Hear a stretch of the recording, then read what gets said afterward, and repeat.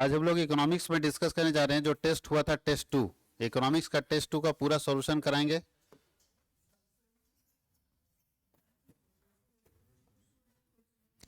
Economics test to जो हुआ था 3/1/2024 को, उसका कंप्लीट सॉल्यूशन करा रहे हैं। ये 40 क्वेश्चन हम लोग आज कंप्लीट कर लेंगे। सबसे पहला क्वेश्चन बोलता है सांख्यिकी के पिता किसे कहा जाता है। तो सांख्यिकी के फादर है गॉटफ्रेड आकिनवाल, इसको स्टैटिस्टिक्स का फादर कहा जाता है। और इकोनॉमिक्स का फादर कहा जाता है एडम स्मिथ को। कोई दिक्कत है? दो चरों के बीच के पारस्परिक संबंध को प्रकट करने वाले चित्र को क्या बोलते हैं? दो बोलता है diagram that show the relation between two variables is called. तो दो वेरिएबल के बीच में जो डायग्राम शो करता है उसको हम लोग बोलते हैं स्कैटर डायग्राम। क्या बोलते हैं? Scatter diagram. दो चरों के बीच में, दो वेरिएबल के बीच में जो रिलेशन शो करता है वो कौन सा डायग्राम शो करता है? Scatter diagram. किसी ग्राफ में कितने स्टेप्स होते हैं? कितने बोलते कोई भी ग्राफ पेपर होता है उसमें कितने स्टेप्स होते हैं? 4 स्टेप होते हैं। ग्राफ पेपर देखो, अरे ऐसे बनता है ना, ग्राफ हम लोग बनाते थे तो 4 होता है ना, 1 2 3 4। तो कितने होते हैं? 4। बोलता है श्रेणी का n/2वां पद कौन सा होता है? सेकेंड क्वार्टल को हम लोग n/2 ना बोलते हैं। n/2 कौन सा है? Second quartile. और थर्ड होता है तो क्या करते? अरे भाई क्वार्टर अगर Q3 निकालते थे तो क्या होता था? 3 × n/4 ना होता था। और फर्स्ट क्वार्टाइल क्या होता था? Q1 1 1 नहीं लिखते थे, n/4 हो जाता था। सेकेंड क्वार्टाइल में क्या करते थे बताइए? 2 × n/4 यही ना करते थे। तो 2 से 2 कटा तो क्या बच गया? इसका मतलब n/2 किसके बराबर है? सेकेंड क्वार्टाइल के बराबर। कहीं कोई दिक्कत है? बोलता है मीडियन। मीडियन जो दिया हुआ डेटा होता है उसको कितने भाग में बांटता है? 2 भागों में बांटता है। मीडियन किसी भी डेटा को कितने भागों में बांटता है? 2 भागों में बांटता है। आधे भाग मीडियन के आंसर से कम होते हैं और आधे भाग मीडियन के आंसर से क्या होते हैं? ज्यादा होते हैं। आधा भाग मीडियन के आंसर से कम होता है और आधा भाग मीडियन के आंसर से क्या होता है? ज्यादा होता है। कहीं कोई दिक्कत किसी को? क्या? अच्छा कोई बात नहीं, जितने क्वेश्चन है उतने ही आप चलिए ना। जो क्वेश्चन यहाँ पे है उसी का आंसर करेंगे। वह व्यक्ति जो आंकड़ों को एकत्र करता है, वह व्यक्ति जो डेटा कलेक्ट करता है उसको इनोमिनेटर बोलते हैं। क्या बोलते हैं? और जो उस आंकड़े को दिखाता है, प्रेजेंट करता है, उसको डेमोन्स्ट्रेटर बोलते हैं। ठीक है, तो इनोमिनेटर होता है जो डेटा लाके कलेक्ट करता है, मार्केट में जाता है, लोगों के पास जाता है, गांव गांव जाता है, घर घर जाता है और डेटा लाता है, उसको क्या बोलते हैं? इनोमिनेटर। जैसे जनगणना जब होता था तो क्या होता था? जो सरकारी लोग होते थे, सरकारी ऑफिसर या सरकारी टीचर होते थे, घर घर जाके डेटा लाते हैं कि नहीं लाते? उसको बोलते हैं इनोमिनेटर। कोई दिक्कत है? और जो उस डेटा को बताता है, दुनिया के सामने दिखाता है कि जनसंख्या इतनी है, इतने पढ़े लिखे लोग हैं, इतने निरक्षर लोग हैं, इतने रोजगार में, इतने बेरोजगार हैं, उसको बोलते हैं डेमोन्स्ट्रेटर। कोई दिक्कत है? नीचे वर्ग अंतराल निकालिए, बताइए 70 से 80 के बीच में मिड वैल्यू क्या होगा? कोई भी जानता है? मिड वैल्यू का मतलब होता है बीच का वैल्यू। और कैसे निकालते हैं? दोनों को जोड़ते हैं और 2 से भाग देते थे। तो 70 + 80 डिवाइडेड बाई 2 कितना आएगा? 75। बोलता है data originally collected for the investigation are known as. जो डेटा ओरिजिनल में आता है, नया डेटा होता है, उसको हम लोग कौन सा डेटा बोलते हैं? प्राइमरी। और जब ये डेटा पुराना हो जाता है तो क्या कहलाता है? Secondary data. कोई दिक्कत है किसी को? यानी पहली बार जो डेटा कलेक्ट किया जाता है उसको हम लोग कौन सा डेटा बोलते हैं? प्राइमरी डेटा बोलते हैं। पहली बार जो डेटा कलेक्ट किया जाता है उसको कौन सा डेटा बोलते हैं? प्राइमरी डेटा बोलते हैं। कहीं कोई दिक्कत है? आगे लिखा है निम्न आंकड़ों से विस्तार गुणांक ज्ञात कीजिए। देखिए आपको डेटा दिया हुआ है और इससे आपको निकालना कोफिशिएंट ऑफ रेंज। तो आप कोफिशिएंट ऑफ रेंज बराबर पढ़े होंगे। कोफिशिएंट ऑफ रेंज बराबर होता था हाईएस्ट माइनस लोवेस्ट और नीचे होता है हाईएस्ट प्लस लोवेस्ट। तो इसमें देखो सबसे हाईएस्ट संख्या कौन है? ये 372 एक साथ है जी। 24 उसके बाद है आपका 30 64 20 50 34 और 372 ही होगा मेरे ख्याल से एक साथ। तो सबसे बड़ी संख्या 372 माइनस लोवेस्ट संख्या सबसे छोटा कौन है? 24। तो 372 माइनस 24 और बटा 372 प्लस 24 कैलकुलेट करके निकाल लेना जो आएगा। इसमें आएगा कितना इसका? 8 4 12 2 1 3 4 और 3 7 348 और इधर आएगा 6 390। 348 में 396 से भाग दे दीजिए, जो आएगा वही अब इसका आंसर होगा। कितना आ रहा है देखिए, निकाल के देखिए कैलकुलेट करके। 348 को 396 से भाग दीजिए, कितना आ रहा है इसका?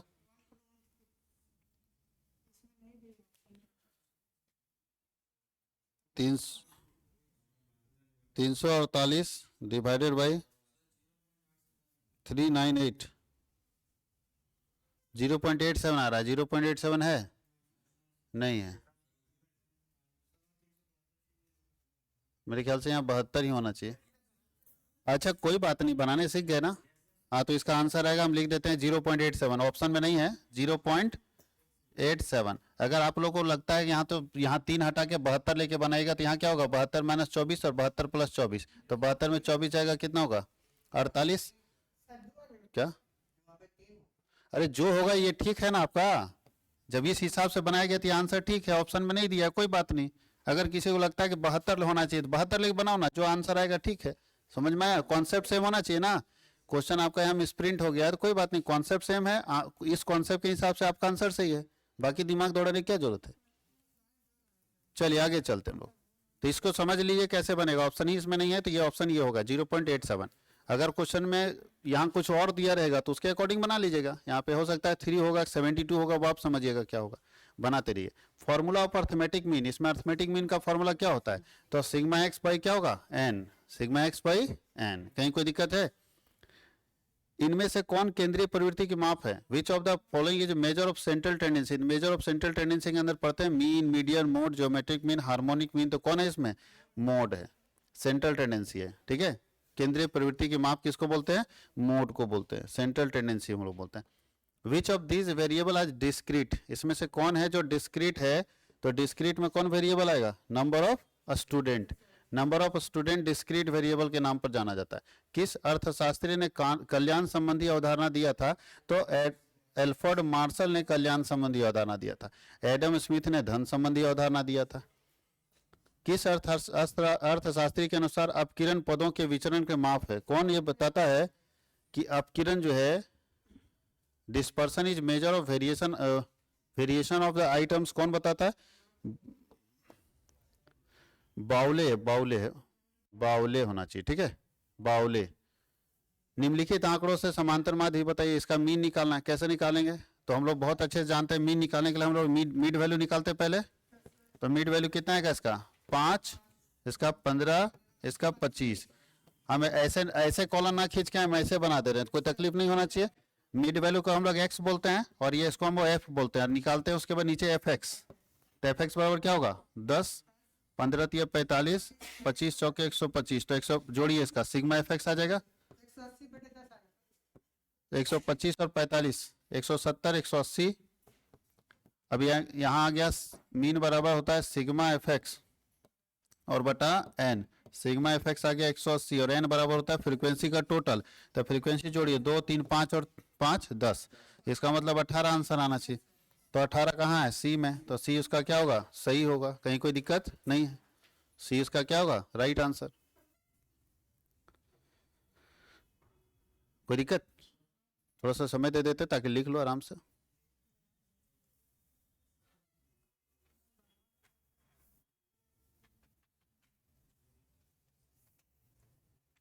अब नीचे लिखा है कि अगर जेड बराबर 16 है और मीन बराबर 20 है तो मोड क्या होगा, बताइए। तो जेड बराबर क्या होता है 3 मीडियन माइनस 2 मीन। बस देखिए जेड बराबर क्या दिया, मोड बराबर दिया हुआ है, मोड कितना है, जेड बराबर 16 बराबर 3, मीडियन नहीं है, मीडियन कर दीजिए, माइनस 2, मीन बराबर कितना है 20। तो भाई इसको 16 और ये माइनस वाला इधर आएगा बराबर क्या होगा प्लस, कितना आएगा 20 दूनी 40 आ जाएगा। तो 40 इधर बराबर क्या होगा 3 मीडियन। तो इसीलिए मीडियन बराबर क्या होगा बताइए, 40 और 16 56 और बटा क्या 3, 3 भाग हम चला जाएगा ना गुना वाला, तो 56 बटा 3 मतलब 18 3 54, 18 पॉइंट कुछ होगा 18.6 हो जाएगा। कहीं कोई दिक्कत किसी को, इस फॉर्मूला को याद रखना, इस फॉर्मूले से तीनों क्वेश्चन बन सकता है। पहला जब मोड नहीं दिया हो, ध्यान देना है, मीडियन और मीन दिया हुआ, मीडियन मीन दिया हुआ, मोड पूछ रहा है तो भी लगेगा, मोड और मीन दिया है मीडियन पूछ रहा है तो भी लगेगा, मोड और मीडियन दिया हुआ मीन पूछ रहा है तो भी लगेगा। यही फॉर्मूले से तीनों क्वेश्चन बनाया जा सकता है, चाहे मीन हो, मीडियन हो और मोड हो। कोई दिक्कत किसी को,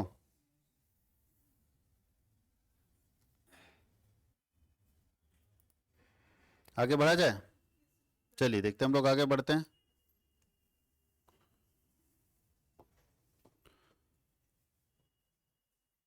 बोलता है टाइप्स ऑफ इंडेक्स, इंडेक्स का क्या टाइप्स है।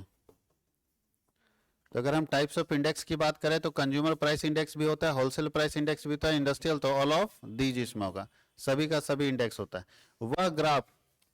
वह ग्राफ जो संचयी आवृत्ति वितरण को दर्शाता है उसको कौन सा ग्राफ बोलते हैं? उसको ओगिव बोलते हैं। तोरण चित्र बोलते हैं जहां पे क्युमुलेटिव फ्रीक्वेंसी को दर्शाया जाता है उसको कौन सा ग्राफ बोलते हैं? ओगिव।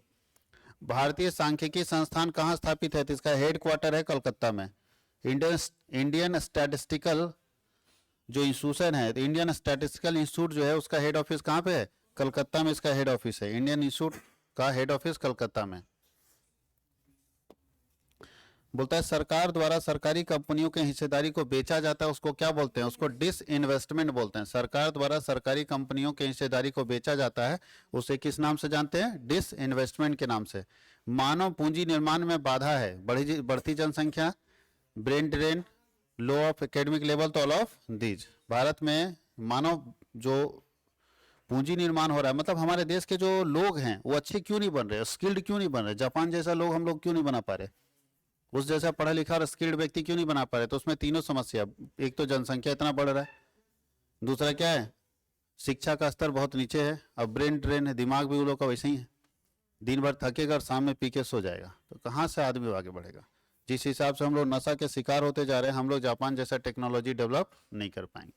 चलिए 23 नंबर क्वेश्चन क्या बोलता है? 23 नंबर क्वेश्चन में हम लोग जाते हैं, क्या लिखा है 23 नंबर क्वेश्चन?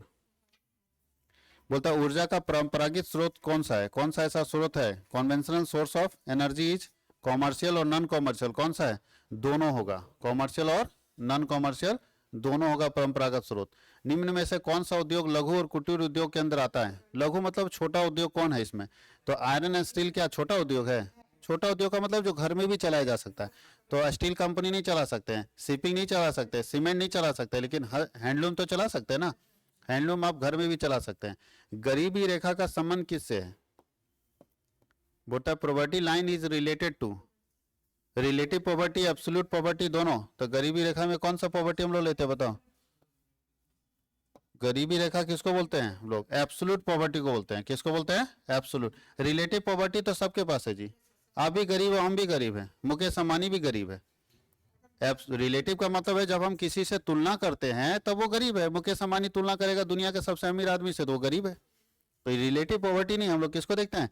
एब्सोल्यूट पॉवर्टी को। वो पॉवर्टी लाइन से नीचे होना चाहिए। हम लोग गरीबी रेखा से ऊपर के लोग हैं, लेकिन क्या हमारे पास गरीबी नहीं है? हमारे फैमिली में गरीबी है कि नहीं? पैसे की समस्या है कि नहीं? तो हम लोग कौन सा गरीब है, एब्सोल्यूट वाला कि रिलेटिव वाला?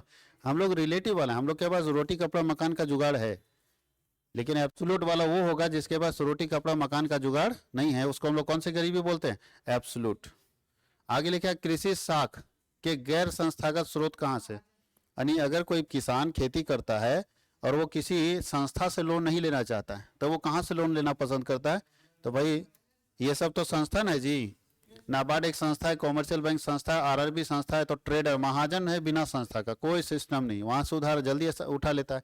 आधारिक संरचना के दो प्रकार हैं। बोलता है आधारिक संरचना के दो प्रकार हैं, सोशल और इकोनॉमिकल, सामाजिक और आर्थिक संरचना होती है। कृषि साख के साधन है, मतलब किसानों को कहाँ से लोन मिल जाएगा? तो भूस्वामी से मिल जाएगा, कॉमर्शियल बैंक से मिल जाएगा, रूरल बैंक से। किसानों को सब जगह से ना लोन मिलता है, तो ऑल ऑफ दीज हो जाएगा। निर्धनता रेखा से नीचे रहने वाले लोगों का अनुपात क्या है? सबसे ज्यादा बताओ, सबसे ज्यादा गरीब कहाँ है? तो भैया ये तो कोई भी बता देगा, क्योंकि चीन तो हमसे अमीर ज्यादा है, रसिया ज्यादा अमीर है, यूएसए। भले पाकिस्तान से मेरा तुलना करता था हम लोग आगे बढ़ जाते, लेकिन तुलना कर दिया है रूस से। और नवरत्न क्या है? तो सरकारी कंपनियां, ध्यान दीजिए, सरकार की ऐसी कंपनी जो सबसे ज्यादा प्रॉफिट कमा के देती है, वैसे 9 कंपनियों को नवरत्न बोला जाता है। फिर से सुनिएगा, सरकारी क्षेत्र की वैसी 9 कंपनियां जो सबसे ज्यादा प्रॉफिट देती है। जैसे मान लीजिए सरकार में 50 कंपनी सरकार की है, तो सरकार की 50 में से जो 1 से लेकर 9 तक की कंपनी होगी नंबर 1, टॉप से शुरू करेंगे ना, कि टॉप सबसे ज्यादा कमा, जो सबसे ज्यादा कमा के देता होगा उसको 1, थोड़ा उससे कम जो देता होगा 2, उससे कम जो होता है 3, इस तरह से 9 नंबर तक सेट किया हुआ है। तो इसी 9 कंपनियों को नवरत्न बोलते हैं। नवरत्न समझते हो ना, कि 9 भैया हमारे यहाँ रत्न है ये सब। फिर मिनी रत्न होता है, महारत्न कंपनी अलग होता है। महारत्न मतलब जो और कमा के दे रहा है, जितना उम्मीद है उससे ज्यादा कमा के जो कंपनी देता है उसको महारत्न के कैटेगरी में रखते हैं। जो थोड़ा कम कमा के देता है उसको नवरत्न के कैटेगरी में रखते हैं। जो उससे थोड़ा कम देता है उसको मिनी रत्न बोलते हैं। और कुछ कंपनियां लॉस में चल रही है उसको तो बोझ बोलते हैं, कि बोझे। जैसे भारतीय रेलवे, ये तो रत्न नहीं है हमारे यहाँ। क्या भारत सरकार के लिए रत्न है? कमा के दे रहा है जी? नहीं। बात समझ गए? अरे हाँ या नहीं? घर में 4 बेटा, एक सबसे ज्यादा कमा के देता है, उसका ज्यादा इज्जत होता है। एक थोड़ा उससे कम, उसका थोड़ा कम इज्जत होता है। एक थोड़ा उससे कम, वो कम इज्जत होता है। जो छोटका है वो कमेमेंट करता है तो बोलता है बोझा है घर के लिए।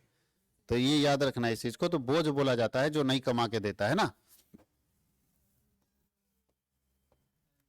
नवरत्न क्या है? सरकारी क्षेत्र की 9 कंपनियों में से अगर कोई कंपनी शामिल हो जाती है तो नवरत्न होता है। अच्छा, ऐसी स्थिति जिसमें एक श्रमिक, एक लेबर मजदूर प्रचलित मजदूरी दर पर काम करने को तैयार है परंतु उसे काम नहीं मिलता, मतलब है कि ऐसा सिचुएशन, ऐसी परिस्थिति को क्या कहेंगे जब हम काम करने के लिए तैयार हैं। जैसे मान लो मार्केट में रेट है 350 रुपये लेबर का, हम बोले 350 रुपये हम काम करने के लिए तैयार है, 350 दे देगा, हम काम करने के लिए तैयार है, फिर भी उसको काम नहीं मिलता तो उसको बेरोजगारी नहीं बोलते हैं?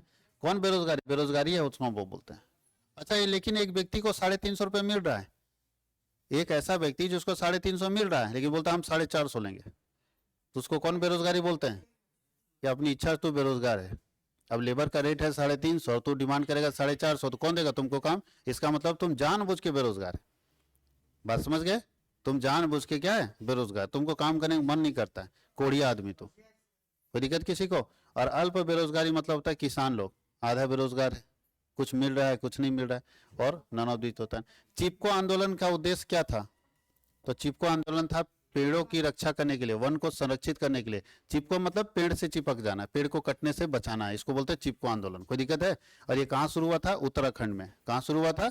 उत्तराखंड में। तो यहाँ देखो लिखा है कि कहाँ पे शुरू, किस जंगल को बचाने के लिए हुआ था? तो बिहार का जंगल नहीं, बिहार में उत्तराखंड आता है, केरल, कर्नाटक, ये तीनों तो उत्तराखंड का नहीं है। उत्तराखंड में हिमालय आता है ना, तो इस अलग का मतलब है कि हिमालय के जंगल को बचाने के लिए किया गया होगा। किसके जंगल को बचाने के लिए क्या हुआ? हिमालय के जंगल को। हिमालय के जंगल को बचाने के लिए चिपको आंदोलन हुआ था। और याद रखना ये कहां से शुरू हुआ था? उत्तराखंड से। कोई दिक्कत है? कौन कौन शुरू किए थे? तो बहुगुणा नाम था इनका, जिन्होंने शुरू किया था इसको। ठीक है, चिपको आंदोलन, ये आप लोग जीके जीएस में भी पढ़े होंगे। SHG क्या होता है? सेल्फ हेल्प ग्रुप, स्वयं सहायता समूह, जिसको महिला मंडल बोलते हैं। स्वयं सहायता समूह, ऐसे समूह जो कि खुद की सहायता खुद कर लेती है, तो महिला मंडल क्या है? SHG है, सेल्फ हेल्प ग्रुप। कोई दिक्कत है? इसका फुल फॉर्म क्या होता है? Self help group. निर्माण क्षेत्र में अर्थव्यवस्था के लिए कौन कौन सा बताओ? अगर कहीं पे कोई मैन्युफैक्चरिंग हो रहा है तो मैन्युफैक्चरिंग प्राइमरी के अंदर आएगा, सेकेंडरी के अंदर आएगा, या टर्सरी के अंदर आएगा? तो मैन्युफैक्चरिंग सेकेंडरी के अंदर। जहां कच्चा माल आता है उसको क्या बोलते हैं? प्राइमरी। और जहां पे बेचा जाता है उसको क्या बोलते हैं? टर्सरी। याद रखना। तो जहां पे मैन्युफैक्चरिंग होगा वो कौन सा इंडस्ट्री के अंदर आएगा? सेकेंडरी इंडस्ट्री के अंदर आएगा। कहीं कोई दिक्कत है? अच्छा, एक सूचक जो किसी देश के मानव विकास को, यानी हमारे देश के लोग डेवलप हैं कि नहीं है, उसको कौन, किससे पता चल जाएगा? पीपीटी से पता चलेगा? नहीं। एसबीआई से? एसबीआई तो बैंक है जी। आरबीआई से? नहीं।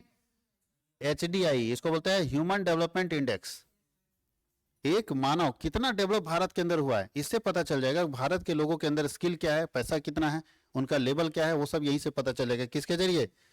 एचडीआई के जरिए, ह्यूमन डेवलपमेंट इंडेक्स, मानव विकास सूचकांक। मानव विकास सूचकांक बताता है।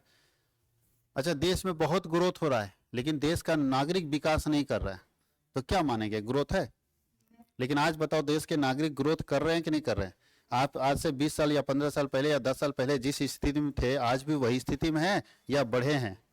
बढ़े हैं। इसका मतलब है कि भारत में एचडीआई ठीक हो रहा है, ह्यूमन डेवलपमेंट धीरे धीरे बढ़ हो रहा है, ये सरकार ध्यान देती है। प्रति व्यक्ति आय किस देश में सबसे अधिक है? यहाँ तुलना करो, यहाँ भी चीन हो जाएगा, मेरे से बाजी मार लेगा।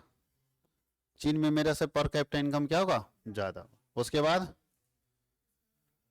उसके बाद उसके बाद बांग्लादेश पाकिस्तान से अलग हुआ, और पाकिस्तान कहाँ हो गया?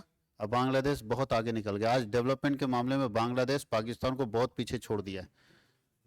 बात समझ गए? पाकिस्तान जो है वो बम पर काम करता रहा, वो बम बनाने पर, आतंकवादी बनाने पर करता रहा। और जब शेर पालोगे कितना दिन, जिस दिन भूखेगा आप ही के ऊपर अटैक करेगा, और देखिएगा वहाँ बमबारी होता रहता है। और बांग्लादेश उस मामले में बहुत आगे हो गया, बहुत डेवलप कर गया। भारत के बराबर पहुंचने के, मतलब भारत के बराबर तो नहीं पहुंच सकता लेकिन डेवलपमेंट ठीक हुआ है वहाँ। भारत ही उसको जो जन्म दिया है, इसका फादर है भारत, याद रखना। बांग्लादेश आज भी भारत का ऋणी है, क्योंकि 1971 में अगर भारत सपोर्ट नहीं करता तो बांग्लादेश आजाद नहीं होता। किसी देश के आयात और निर्यात के अंतर को क्या कहते हैं? आयात और निर्यात के अंतर को व्यापार संतुलन कहते हैं। क्या कहते हैं? व्यापार संतुलन कहते हैं। मनरेगा में कितने दिनों की रोजगार की गारंटी है? 100 दिनों की रोजगार की गारंटी। 100 दिन तो रोजगार मिलेगा ही मिलेगा। आगे, भारतीय योजना आयोग कब गठित हुआ था? 15 मार्च 1950। 15 मार्च 1950। मानव पूंजी में सम्मिलित है, क्या क्या सम्मिलित है? मानव पूंजी में वर्कर और इंटरप्रेन्योर्स भी है, लेबर भी है। संपूर्ण मानव पूंजी में संपूर्ण अर्थव्यवस्था है, सब ना है जी। मानव पूंजी में क्या है? संपूर्ण अर्थव्यवस्था है। हर व्यक्ति को हालांकि मानव पूंजी किसको कहा जाएगा ये देखना पड़ेगा कि मानव पूंजी में किसको कहा जाएगा। वैसे संपूर्ण अर्थव्यवस्था इसका होगा, क्योंकि हर व्यक्ति देश का क्या है? पूंजी है। हर व्यक्ति देश के लिए क्या है? पूंजी है। अब उसको डेवलप करने की जरूरत है। ये हम लोगों का पूरा 40 क्वेश्चन कंप्लीट हो गया। इसी तरह हर टेस्ट का क्वेश्चन जो हमारे यहाँ टेस्ट हो रहा है 20 पूरा सेट, यानी हर सब्जेक्ट का 5 सेट आएगा। हर सब्जेक्ट का कितना आएगा? 5 सेट। तो हम लोग टेस्ट 1 टेस्ट 2 करके इसको लेक्चर वाइज पब्लिक कर देंगे। यूट्यूब के ऊपर भी रहेगा, फेसबुक के ऊपर भी रहेगा और एप्लीकेशन में भी डाला रहेगा। जहां से आपको पढ़ना है आप वहां से पढ़ सकते हैं।